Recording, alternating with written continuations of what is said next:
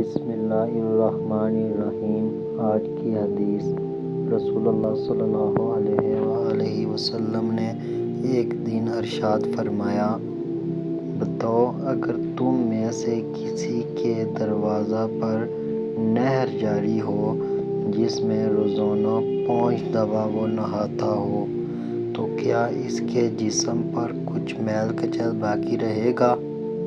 صحابہ رضی اللہ تعالیٰ عنہ نے عرض کیا کہ کچھ بھی نہیں باقی رہے گا۔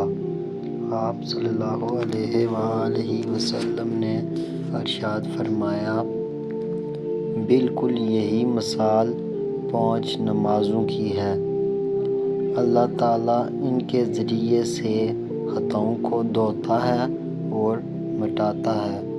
اس لیے ہمیں چاہیے کہ ہم 5 وقت کی نماز ادا کریں۔ اس ویڈیو کو لائک کریں، کمنٹ کریں اور دوسروں تک شیئر کریں اور چینل کو سبسکرائب کریں۔ جزاک اللہ۔